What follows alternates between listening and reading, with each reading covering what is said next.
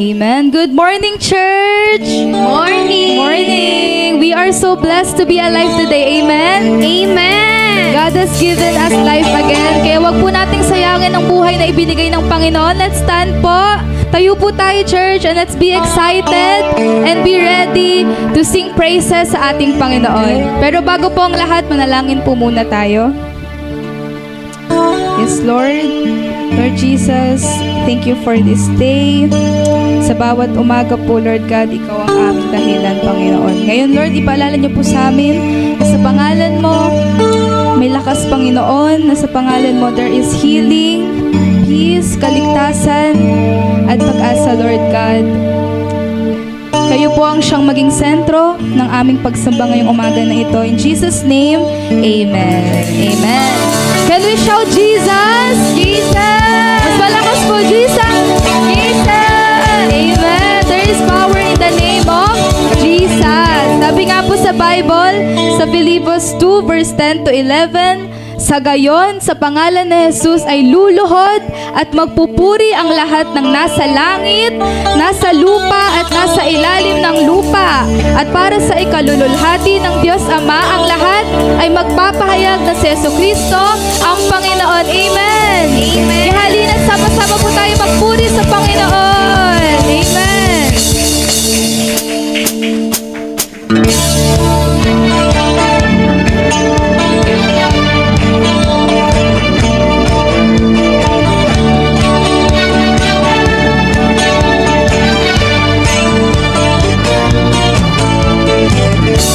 Okay, sarap magpuri sa umamba sa ating Diyos. Okay, sarap umawi, sumayaw sa ating Diyos. Sabay-sabay na itataas ang ating mga tinig. Sabay-sabay na sisigaw ng hallelujah, hallelujah. Tayo na sama-sama na mag-alay ng pagsamba. Tayo na sama-sama na umawit ng papuri sa nag-iisang Diyos, nag-iisang Diyos, Jesucristo. Amen! Okay, sarap manatili. Okay, sarap manatili sa presensya ng ating Diyos. Okay, sarap sa piling magtiwang sa ating Diyos.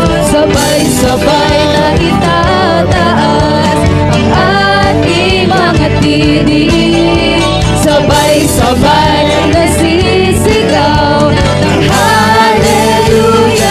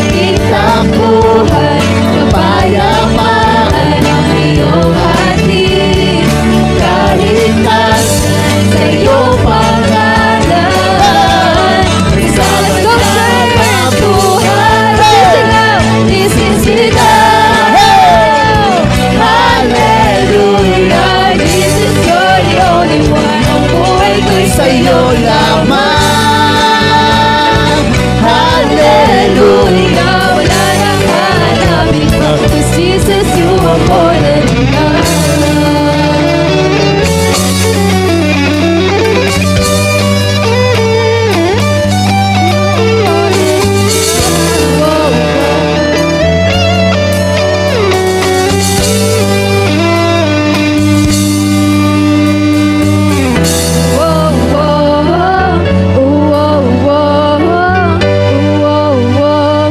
Jesus, you are more than enough.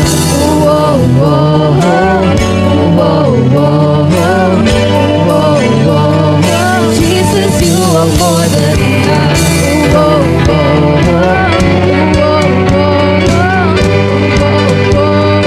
Jesus, you are more than enough.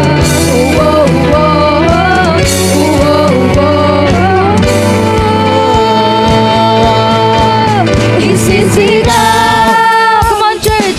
Hallelujah. Jesus, you're the only one. Ang buhay ko'y sa'yo lamang.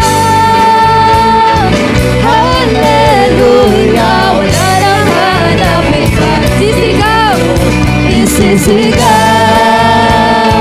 Hallelujah. Jesus, you're the only one. Ang buhay ko'y sa'yo lamang. Hallelujah. Wala nang hanapin pa. 'Cause Jesus, you are more than enough.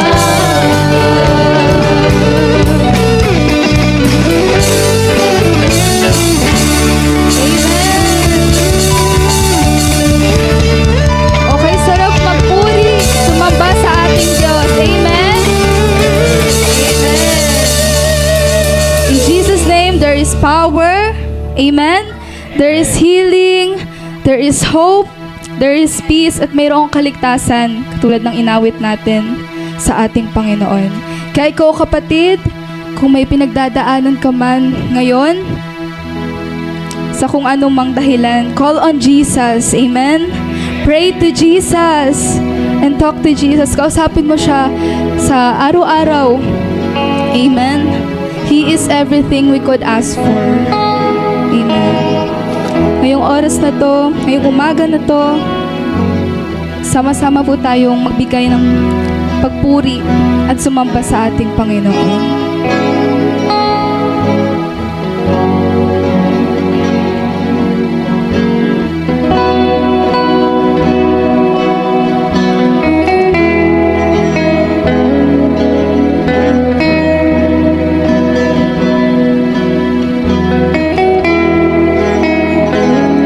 Sa simula pa, ika'y nakita pa.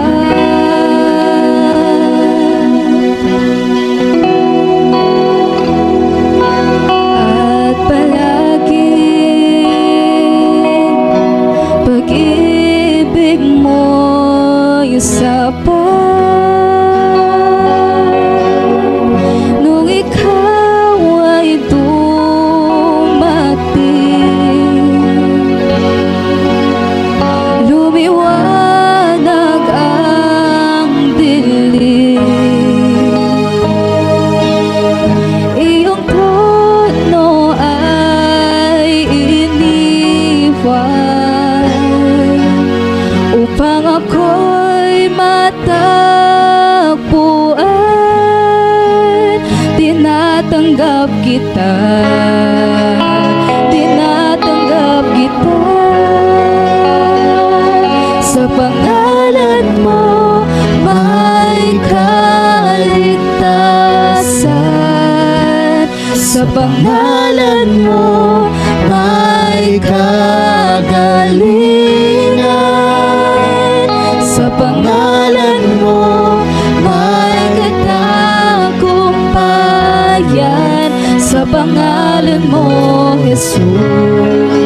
Sa pangalan mo, Jesus.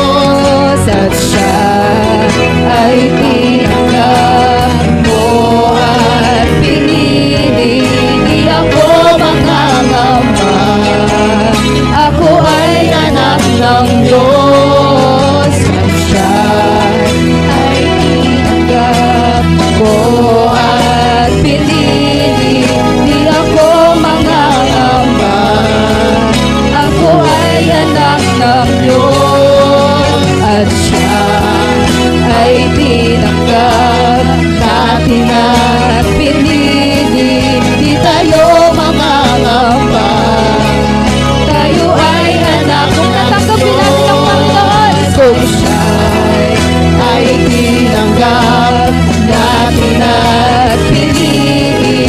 Di tayo ang nangamba, tayo ay anak ng Diyos.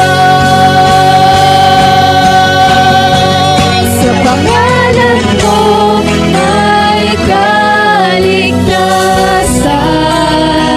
sa pangalan mo may kagalingan, sa pangalan mo may katagumpayan, sa pangalan mo Jesus, sa pangalan mo Jesus, sa pangalan mo may kaligtasan, sa pangalan mo may kagalingan, sa pangalan mo may katagumpayan, sa pangalan mo Jesus, sa pangalan mo Jesus. Awitin mo natin. At siya ay tinanggap ko at pinili. Di ako mangangamba, ako ay anak ng Diyos. At siya ay tinanggap ko at pinili. Di ako mangangamba, ako ay anak ng Diyos. At siya ay tinanggap natin at pinili. Di tayo mangangamba, tayo ay anak ng Diyos.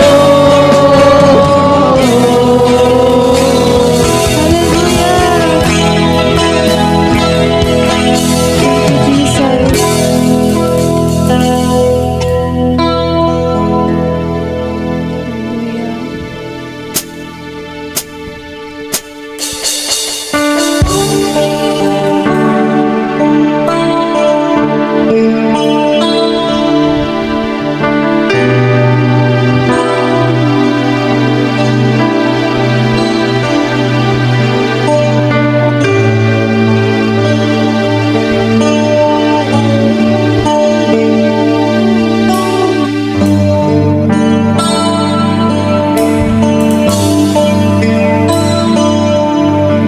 Cruz ng Kalbaryo, siyang alaala ng pag-ibig mo. Lahat iyong pasan, daramdam kabiguan.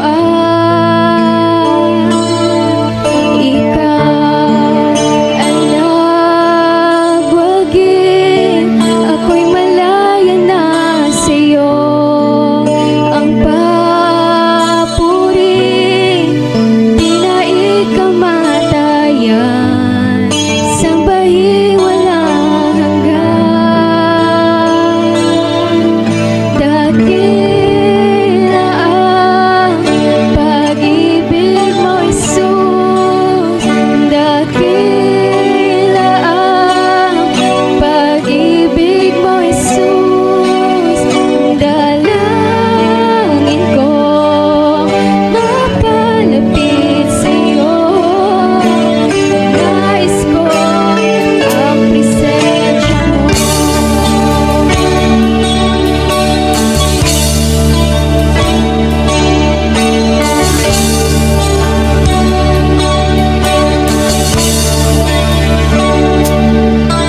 Ang krus ng Kalbaryo, ang siyang alaala ng pag-ibig mo. Lahat iyong pasan, pagdaramdam kabiguan. Ikaw ay nagwagi, ako'y malaya na sa'yo. Ang papuri, di na ito makaya, sambahin walang hanggan. Dakila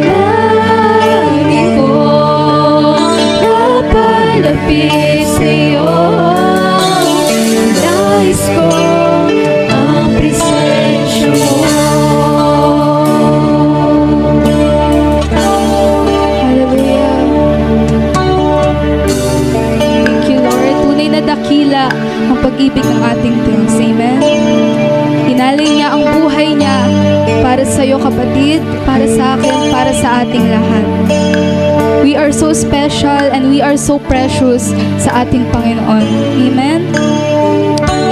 John 3:16, sapagkat kayo na lamang ang pag-ibig ng Diyos sa sangkatauhan. Binigay niya ang kanyang bugtong kaisang-isang anak upang ang sino mang sumampalataya sa Kanya ay hindi mapahamak. Amen? Kundi magkaroon ng buhay na walang hanggan.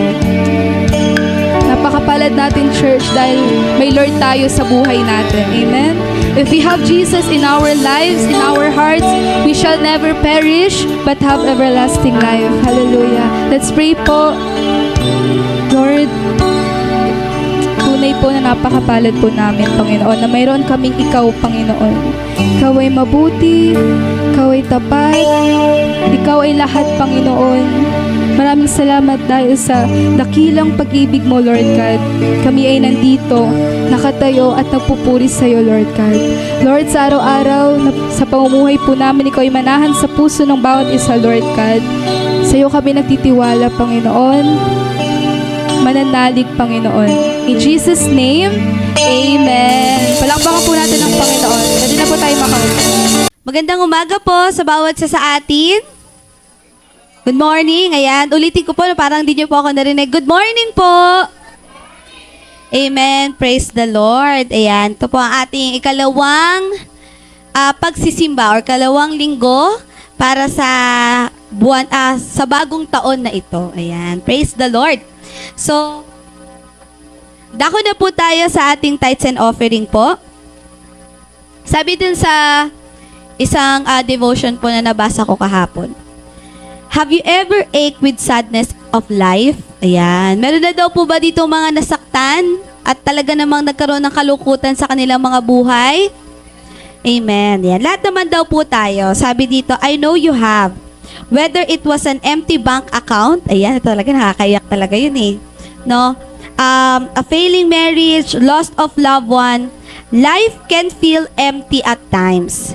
And it's messy and full of surprises. Ayan. Pero sabi po dito, finding strength begins with honesty with God.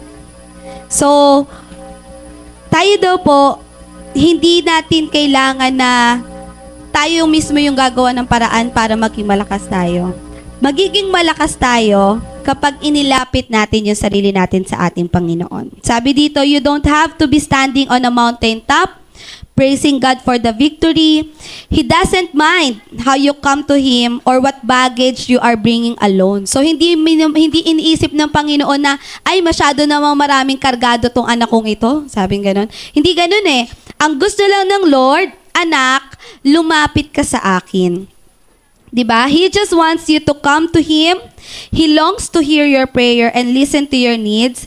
He doesn't want you to try to hide your tears or itago kung ano man yung iyong pinagdadaanan because you are precious to Him and He longs to bring healing to your soul. Ayan. But you and me, sabi dito, have to be willing to come to God with all the bumps and bruises and let Him know how much just it hurts. So, bakit po ba ito yung pang tithes and offering? No? It's about sadness. But basically, sa atin po, ang sinasabi kasi po dito, kahit anong pinagdadaanan natin sa ating Panginoon or kahit anong struggles ang meron tayo, sabi lang ng Panginoon, anak, come to me.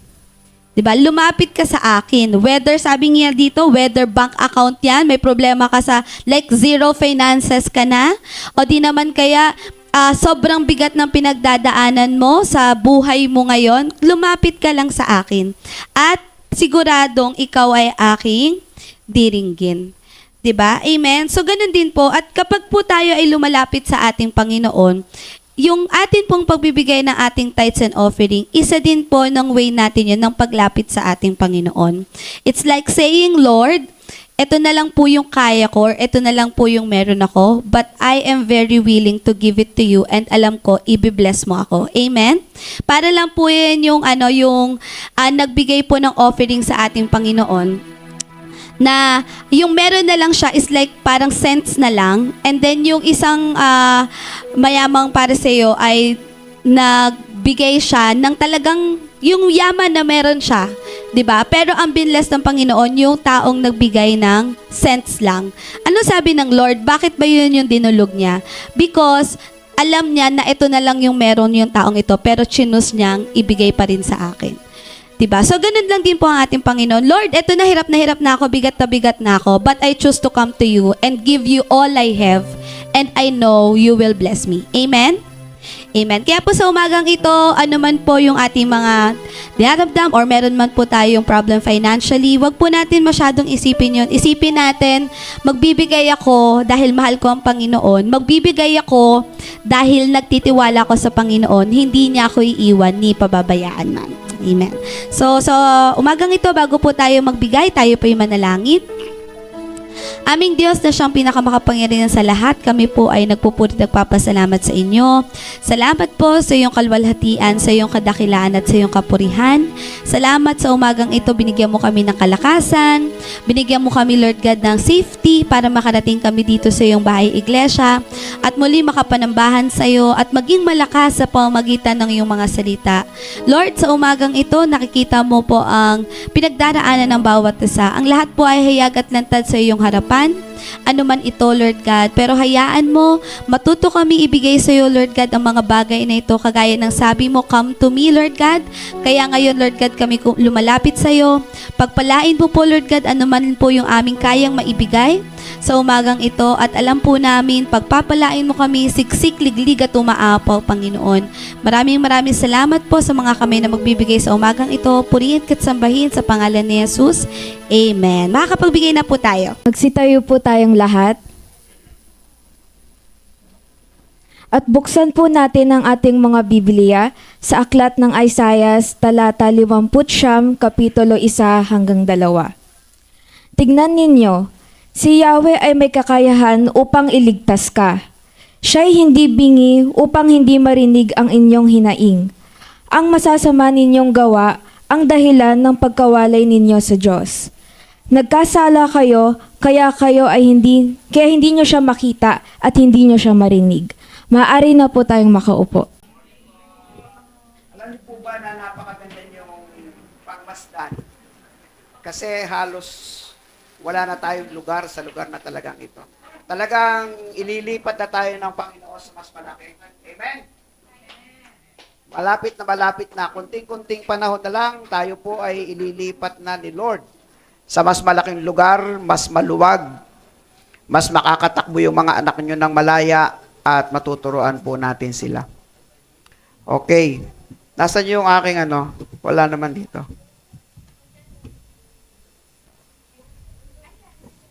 Wala eh.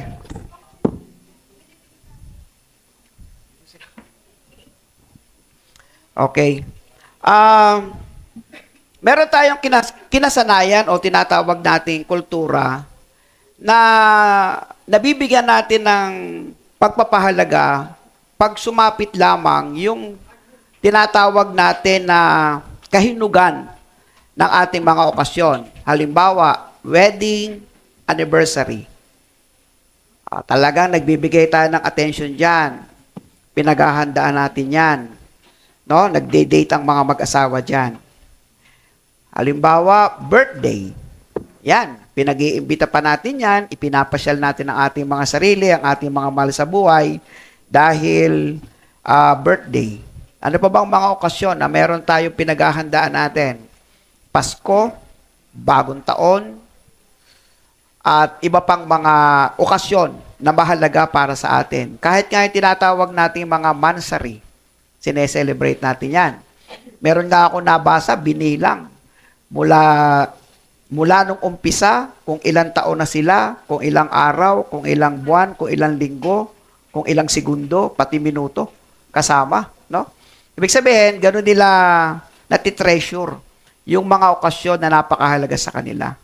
Kaya lang, ang problema natin, pagkatapos ng okasyon, yung pag-aalaga ng ating mga relasyon sa bawat araw, unti-unting nag-fade away. No? Maaalala lang uli natin ang mahalagang araw kapag malapit na uli yung isang natatanging okasyon na yon. Di ba? Bakit ko nabanggit ito?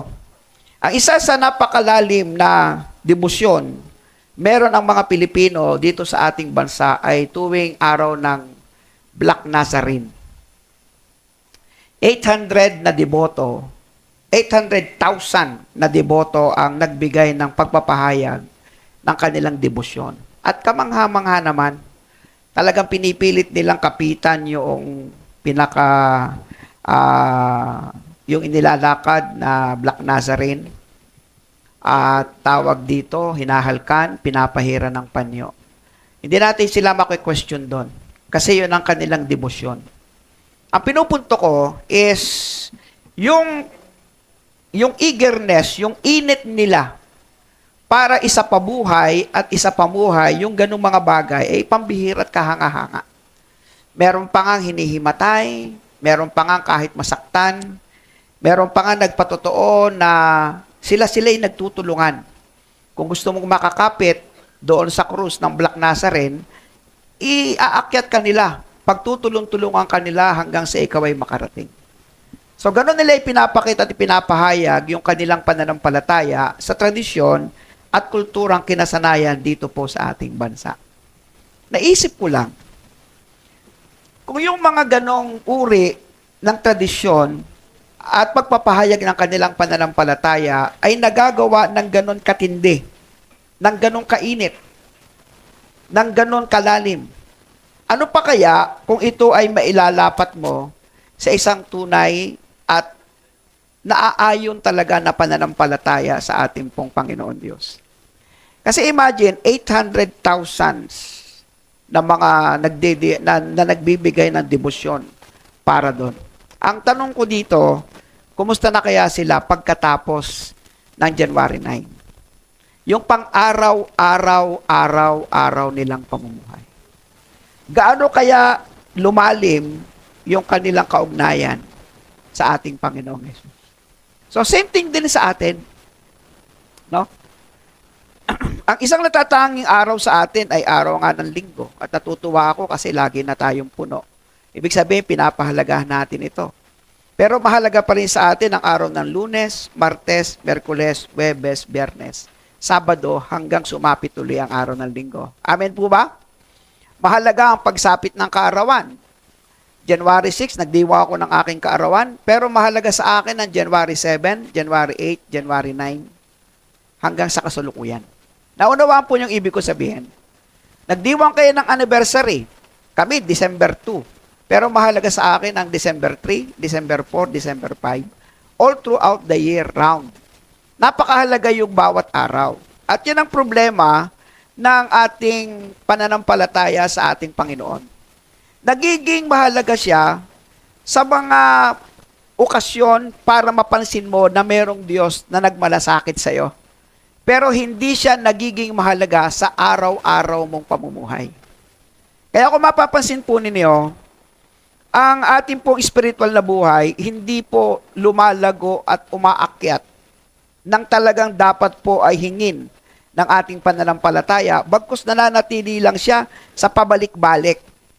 Kasi nagiging mahalaga lang ang pagpansin pagdating sa araw ng linggo, pagdating sa araw na meron tayong kaarawan, pagdating sa araw na meron tayong mga okasyon, o maaari pagdating sa mga panahong kailangan na natin ang tulong ng Diyos.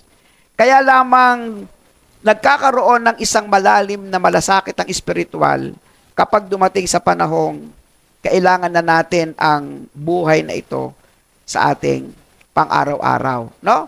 Kaya pag-uusapan natin, gaano ba talaga kahalaga ang panalangin? At ano naman ang konsekwensya kung ang buhay natin ay wala na talagang panalangin? The consequences of prayerless living. Yun po yung ating paksa ngayon. At sa Isaiah 59:1 and 2, kung babasahin po natin, ito po yung kanyang sinasabi, surely the arm of the Lord is not too short to save. Hindi maikli ang kamay ng Diyos para hindi tayo iligtas, nor his ear too dull to hear. Hindi rin siya bingi para hindi niya tayo marinig, but your iniquities, yung kasalanan, have separated you from your God. Tandaan po ninyo? Your sins have hidden His face from you. Natatakpan ang mukha ng Diyos dahil dun sa kasalanan at hindi kanya marinig. Okay?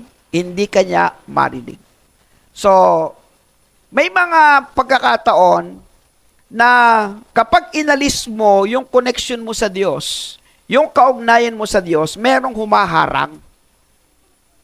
No, merong humahadlang, merong humaharang.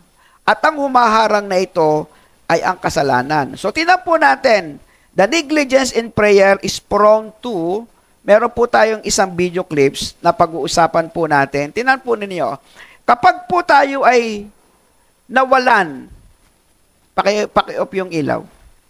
Kapag tayo ay nawalan ng koneksyon sa Diyos, pinutol natin. Halimbawa, ang atin pong pakikipag-ugnay sa Diyos tuwing araw lang ng ganito, linggo, o kaya prayer meeting. Subukan niyong maputol ang kaugnayan ng panahon na wala na yung iyo pong relasyon sa ating Panginoon. Ito po yung mangyayari sa atin.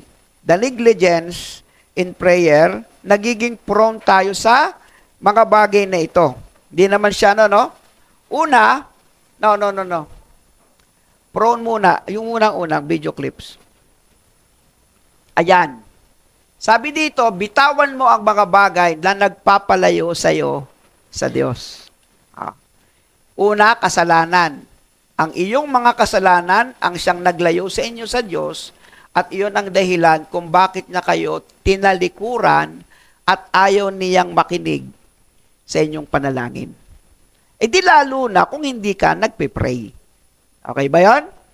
Pangalawa, yung last, ang nabubuhay ayon sa hilig ng laman ay hindi maaaring kalugdan ng Diyos. So kung ikaw ay hindi mapanalanginin, malapit sa iyo ang tawag ng laman. No? Na kung saan yung hilig ng laman pero hindi kinalulugdan ng Diyos. At ang pangatlo, pag huminto ka sa pananalangin, Santiago 4:6, ang Diyos ay laban sa mga mapagmataas, ngunit pinagpapala niya ang mga mapagpakumbaba.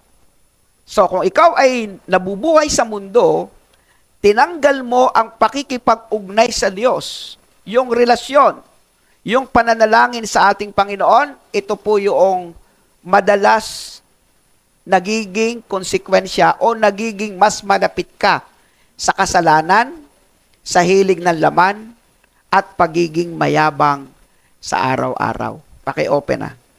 Pagiging mayaman. Pagiging mayabang sa araw-araw. So ito po yung mga consequence. Isa-isahin po natin ha. Pag ang panalangin inihinto mo sa buhay mo. Okay po? Kaya po itinuturo po dito sa atin, manalangin ka bawat araw. Hindi yung kung kailan lang mo maisipan. Halimbawa,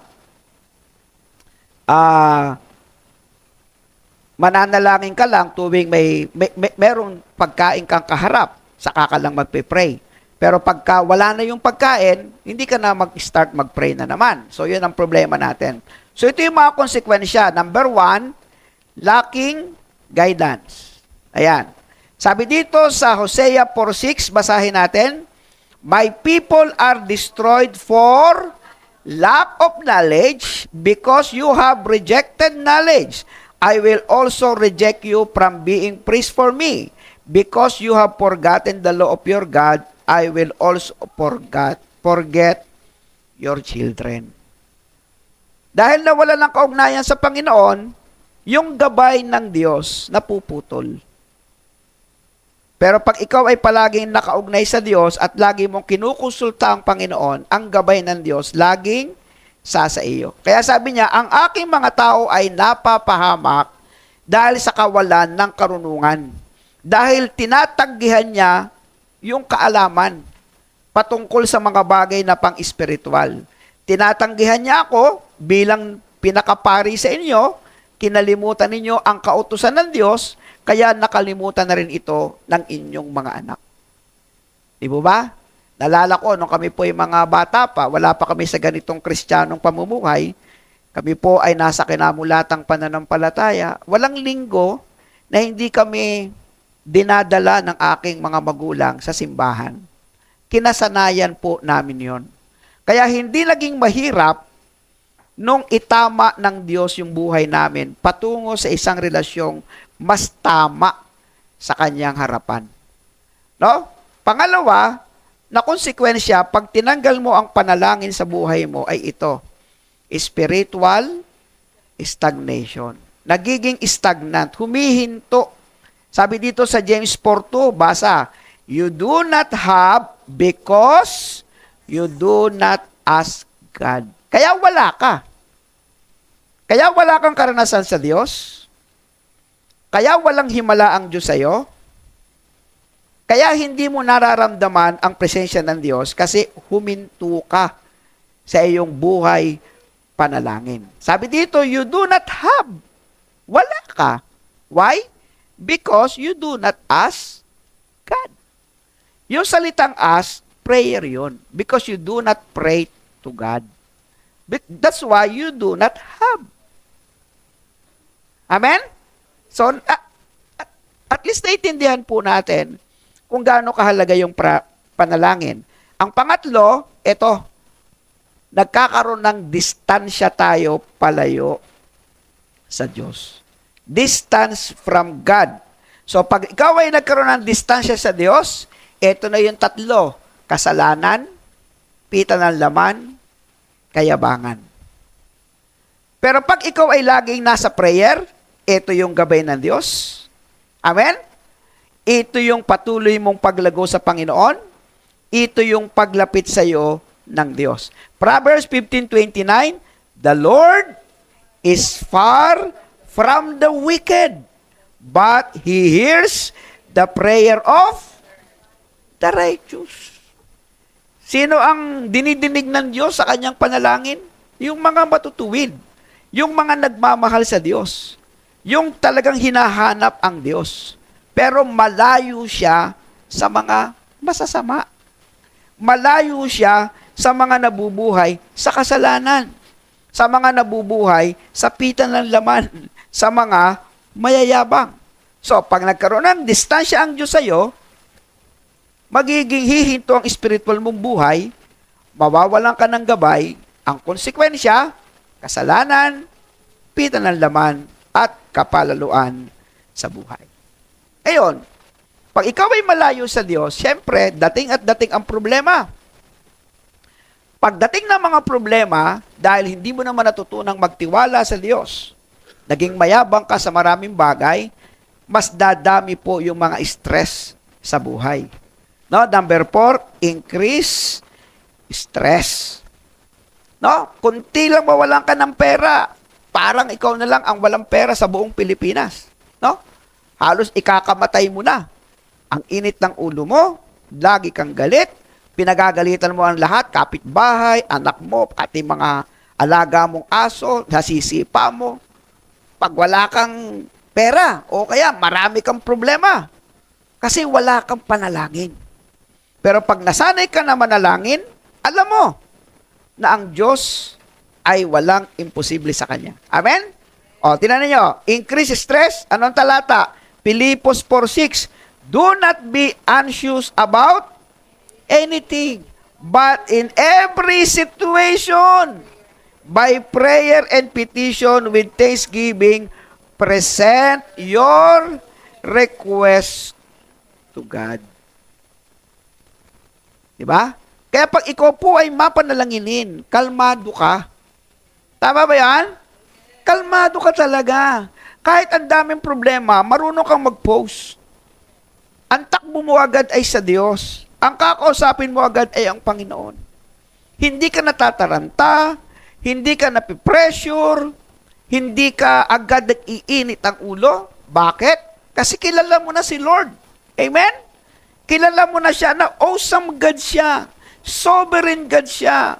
Makapangyarihan siya. Walang imposible sa Kanya. Amen ba yan? O, ito ang panglima. You miss opportunities. Tingnan nyo ang utos. Matthew 7:7. Basa. Ask, and it will be given to you. Seek, and you will find. Knock, and the door will be open to you. Anong mamimiss mo? Asking God. seeking God, knocking sa Panginoon. Yun ang mamimiss mo. Okay ba yan? Totoo yan. Pag hindi ka nagpe-pray, ang mamimiss mo, yung makahingi ka at maranasan mong bigyan ka. Ang mamimiss mo, yung bigyan ka ng oportunidad na maghanap at ma-experience mong makasumpong. Ang mamimiss mo, yung ikaw ibigyan ng pagkakataon ng Diyos na kumatok sa kanyang puso at maranasan mong pagbuksan kanya. Kasi ayaw mo mag-pray. Kasi ayaw mo siyang kausapin palagi. Kaya wala kang kwento tungkol sa iyong relasyon sa Panginoon. At ang pinaka-worst is, number 6, it weaken faith. Imbis na lalakas ang iyong pananampalataya, pahina ng pahina, pababa ng pababa, lalong hindi mo mararanasan ang kapangyarihan ng Panginoon. Kaya ano sabi ng James 1:5? If any of you lacks wisdom, you should ask God. Increase your faith, who gives generously to all without finding fault, and it will be given to you. Di ba? Kung nagkukulang ka ng karunungan, hindi mo alam ang iyong gagawin. Ang laki-laki ng iyong problema. Ang nagpapalaki ng iyong pananampalataya, your prayer. Yung panalangin mo, yun ang nagpapalaki ng iyong pananampalataya.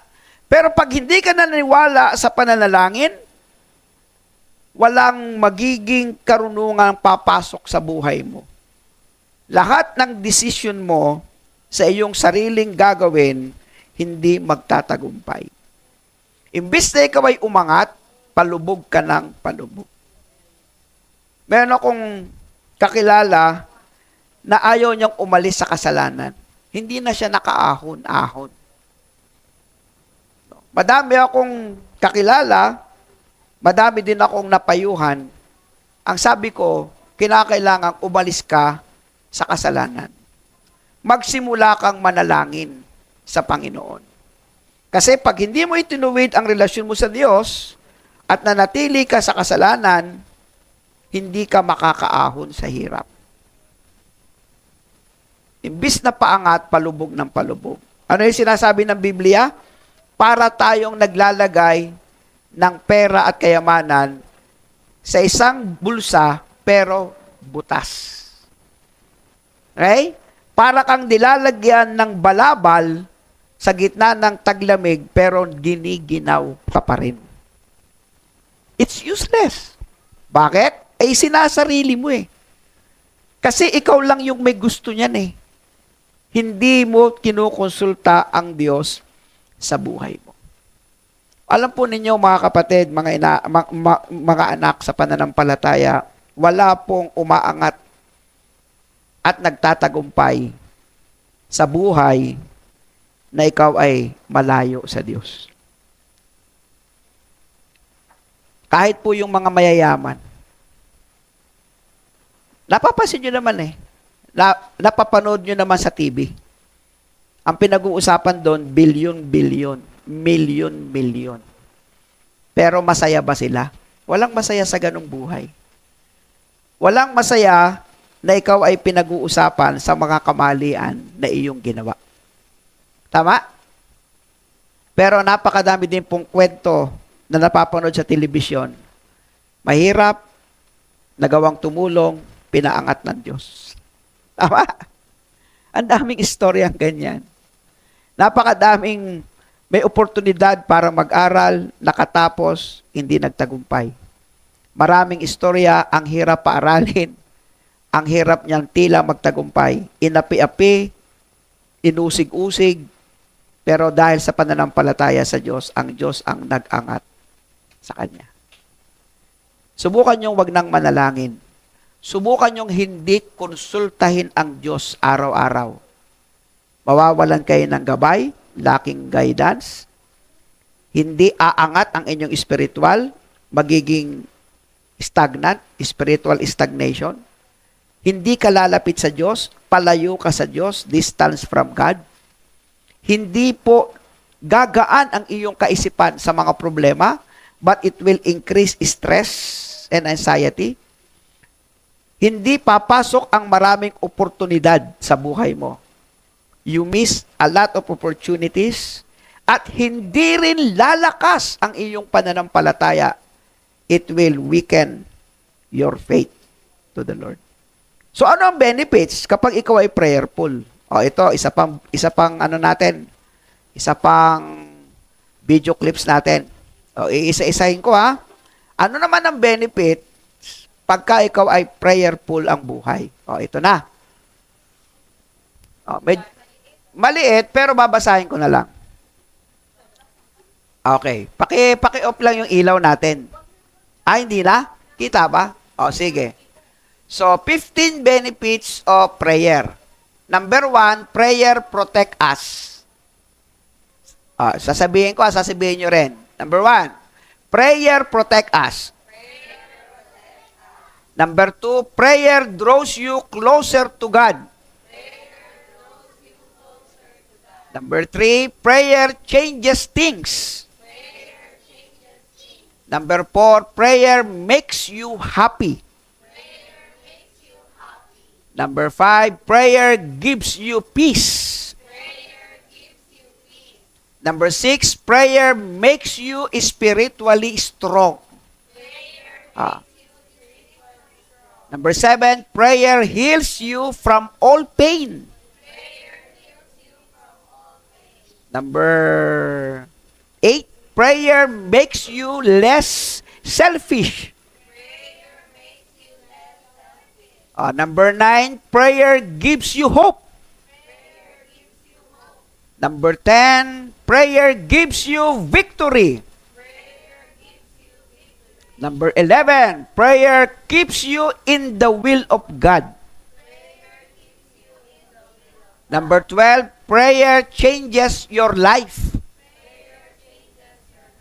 Number 13, prayer gives you comfort.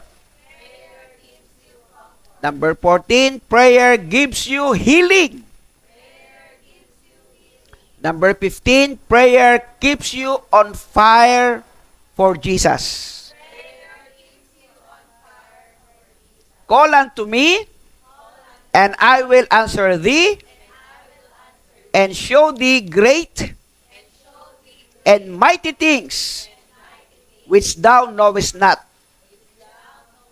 Pray without ceasing. You see?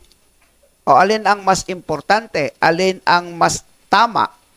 Ang hindi manalangin o ang manalangin? Ano? Pag nagpe-pray ka palagi at lagi kang may kaugnayan sa Diyos, yung 15, hindi mo namamalayan, unti-unting ipinararanas ng Diyos sa iyo. Nag-i-increase ang iyong faith, nagkakaroon ka ng kaaliwan, lumalago ang espiritu mong buhay, sumisiglang iyong paglilingkod sa Panginoon, nararanasan mo ang kanyang mga himala. Amen? Nababago ang iyong mga pamumuhay. Pagka ikaw ay mapanalanginin sa Diyos. Kaya nga sabi ko, kung ang pagiging deboto sa kinasanayan nating pananampalataya ay isa ka doon. Isa ka doon. Nung wala ka pa sa tamang pag-aaral ng Biblia, nung wala ka pa sa ganitong sirkulo ng pagiging mananampalataya, isa ka sa nagbibigay ng debosyon. Napakaganda, di ba? Napakagandang maging karanasan kung ilalapat mo ito sa iyong panahon. Amen po ba? Pero kung ang pakikipag-ugnayan sa Diyos, ang pananalangin, isa sa isang tabi mo na. 3 lang. 3 ang konsekwensya pero mabibigat na pwedeng humadlang sa iyong buhay. Kasalanan, pitan ng laman, kapalaluan sa buhay. Gabay ng Diyos, sayang. Mga oportunidad, sayang. Lahat ng mga bagay na dapat ay meron ka, bigla na lang siyang challenge sa atin ngayon. Prayer must be your lifestyle. Amen? Ang pananalangin ay dapat maging buhay mo na. Yung bang hindi mo sasadyaing alalahanin, kundi kusang binubuka na ng iyong bibig at ng iyong isip na laging may kaugnayan sa Diyos. Diba? Yung bang, ay, dapat nga palang mag-pray kasi may pagkain. Na ako. Hindi eh. No? Hindi siya mechanical. Kundi kahit ikaw ay nasa sasakyan, nagdadrive ka, ano man ang iyong ginagawa, nasa trabaho ka, may ipinagagawa sa iyong mga boss, nasa eskwelahan ka, meron kayong mga exams, meron kayong mga quizzes, nag-aaral ka, ang isip mo, lagi may kaugnayan sa Diyos na nagsasabing, Panginoon, hindi ko kaya ito, pero kaya mo ito para sa akin. At pagbalik mo ng bahay, ang dami mong kwento, hindi dahil sa galing mo, hindi dahil sa boss mo, hindi dahil sa iyong mga negosyo, ang dami mong kwento sa mabuting ginawa ng Diyos sa buhay mo. Amen po ba yan? Number 2, prayer must be in your heart. Dapat narito sa puso. At number 3, prayer makes you humble. Natututo ka na hindi angkinin ang mga tagumpay, kundi natututo kang magpakumbaba sa Panginoon. At ang panghuli, prayer must be your commitment. Alam po ninyo, itong maliit na grupo na ipinagkatiwala sa atin ng Diyos, kung tawagin po tayo ay iglesia, gusto ko po sa puso ko na makapamuhay tayo hindi lang bilang isang pamilya. Gusto ko makapamuhay tayo bilang isang pamilyang sumusunod sa Diyos at pamilyang mapanalanginin. No? Mapanalanginin. Kaya po itong darating na Wednesday, subukan nating mag face-to-face. No? Yung malalayo, naintindihan natin, pero gagawa po kami ng paraan na makaugnay pa rin tayo kahit narito tayo sa church, kagaya ng ginagawa natin dati. Hindi ko alam kung paano, kasi hindi namin alam kung may internet dito sa panahon ng Wednesday. Pero isa po yan sa nasa puso po ng inyong tatay pastor. Ang tayo po ay magpalakasan sa pananalangin at ipakita natin sa Diyos, Panginoon, hindi namin ito kaya kung wala ka. Halimbawa, katulad nito, yung inyong pagdami, ang kaluwalhatian sa Diyos. Amen? Yung tayo ay pinagsama-sama dito, ang kaluwalhatian ay sa Diyos. Amen? Hindi po yan dahil sa akin. Hindi po yan dahil sa aking pamilya. Lahat tayo ay nagkatipon-tipon, nagkasama-sama dahil sa ating Diyos na lagi tayong umuugnay sa Kanya. Ang Diyos ay dakila, ang Diyos ay tapat, ang Diyos ay kailanman hindi nagkukulang sa atin. Tayo po ito may lahat sa ating pangwakas na pananalangin.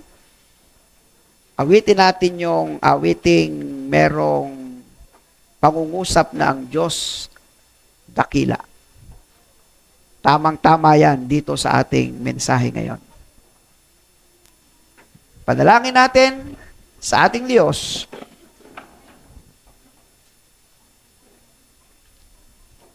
na ang maranasan natin ay hindi konsekwensya ng hindi pananalangin, kundi maranasan natin ay ang kapakinabangan ng pagiging mapanalanginin sa harap ng Panginoon.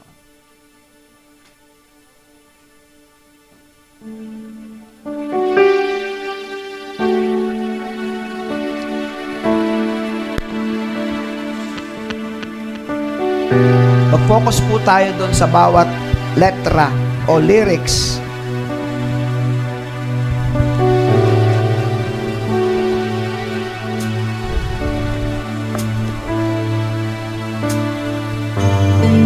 Ang pag-ibig mo.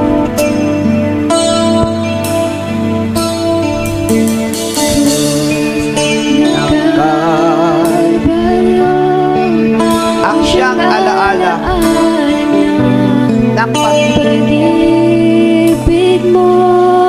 lahat ay iyong pasan. Lahat iyong pasan. Pagdaramdam, Daramdam kabiguan. Ikaw ay nagwagi. Ako'y malaya na. Sa'yo ang papuri. Dinaing kamatayan. Sambahin walang hanggan. Lahat tayo. Dakila ang pag-ibig mo, Jesus. Tunay, Panginoon, dakila ang iyong pag-ibig. Dakila ang pag-ibig mo, Hallelujah. Thank you, Lord Jesus. Dalangin ko mapalapit sa'yo. Nais ko ang presensya mo.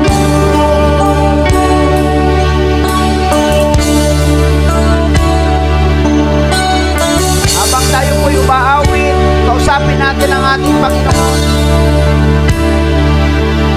Ang krus na Kalbaryo ay siyang alaala ng pag-ibig mo. Lahat ay iyong pasan, pagdaramdam kabiguan. Very good. Ikaw ay nagwagi, ako'y malaya na sa'yo.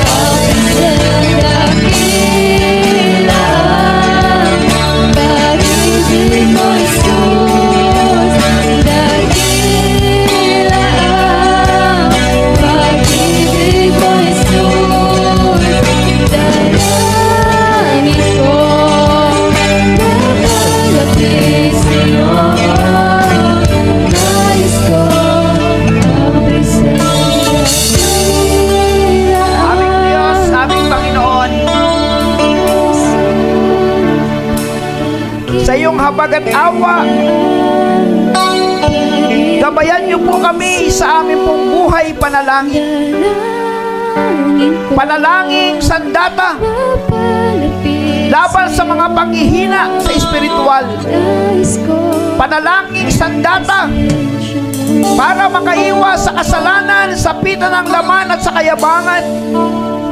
Panalangin sandata para hindi kayo lumayo sa amin. Panalangin sandata para hindi namin mamiss ang mga oportunidad. Panalangin sandata namin para mapanatili kaming malakas at hindi mahina ang aming pananampalataya. Panginoon, patuloy po kaming maging mapanalanginin para hindi magiging mahirap sa aming unawain kung gaano kahalaga ang pagsambang sama-sama. Tulungan niyo po kaming maging mapanalanginin para hindi maging mahirap sa aming unawaing mahalaga ang sama-samang pananalangin. Tulungan niyo po kaming maging mapanalanginin para hindi maging mahirap sa aming unawain ang iyong mga salita ay napakahalaga sa amin. Panginoon, ayaw namin ang kasalanan. Ayaw namin ang pita ng laman. Ayaw namin ang kayabangan. Ang ibig po namin ay maranasan po namin ang mga kapakinabangan kapag kami ay nananalangin sa iyo. Sa pananalangin, nagiging malapit kami sa iyo. Sa pananalangin, lumalago ang aming pananampalataya. Sa pananalangin, nagkakaroon kami ng kaaliwan, kapayapaan, kagalakan. Sa pananalangin, natututo kaming umibig sa aming kapwa. Umibig sa iyo, aming Panginoon. Sa pananalangin, unti-unti naming nararanasan na lumalago ang aming buhay pananampalataya. Kaya naman aming Diyos, hindi kami magtatagumpay na ang kaluwalhatian at ang pagpupuri ay sa aming sarili. Kung kami po ay mananatiling mapanalanginin at ito po ay aming isa sa buhay, sa bawat karanasan ay pararanas niyo po sa amin, sa bawat tagumpay ay pararanas niyo po sa amin. Ang lahat ng papuri at pasasalamat ay tanging sa iyo lamang, aming Panginoon. Kahit ang pagbabago ng bansa, panalangin ang kapangyarihan po dito. Lahat ng mga problema at suliranin, nasa pagluhod ang katugunan. At ito ay ang pananalangin ng may pagpapasalamat at pagpupuri sa iyo araw-araw. Hindi ka namin aalalahanin kapag okasyon lang, kapag birthday lang, kapag anniversary lang, kapag kami nagkaroon ng tagumpay, kundi aalalahanin ka namin bawat araw, segundo, minuto sa aming buhay. Ikaw ang magiging laman ng aming isip at puso upang hindi kami papalayo, kundi palapit kami ng palapit sa iyo. At habang lumalapit kami sa iyo, lumalalim ang aming pagkakilala sa iyo. At habang nagpapakilala ka sa amin, lalo namin ginugustong maglingkod sa iyo. Sambahin ka at purihin ka. Panginoon, may mga problema at suliranin ang mga kapatiran. Merong mga may sakit kagaya ng aming Mami Mimi. 2 linggo na namin hindi nakakasama dahil sa kanyang nararamdaman. Si Tricia po, mayroon din sakit, Panginoon. Meron din po mga nagpahayag ng kanilang mga problema sa kanilang mga personal na buhay. Eto na, O Diyos! Eto na! Iparanas nyo, Panginoon, sa kanila na dumidinig kayo sa aming mga panalangin. Na kapag kami naghanap, kami makakasumpo. Na kapag kami kumato, kayo'y magbubukas. At kapag kami humingi, kayo po'y magbibigay. Iparanas nyo na, Panginoon, sa mga kapatiran namin na may mga problema at suliranin. At tanging ikaw lamang, O Diyos, ang siyang makatutubod dito. Kaya naman sa aming Diyos na umibig sa amin ng gayon na lamang at sobrang minahal kami sa iyong anak na si Jesucristo, ang Panginoon tagapagligtas namin, sa banal na Espiritong tatawag katibayan ng aming kaligtasan, ang siya namang patuloy na maging gabay at mag-ingat sa amin mula ngayon at magpakailanman. Amen and Amen.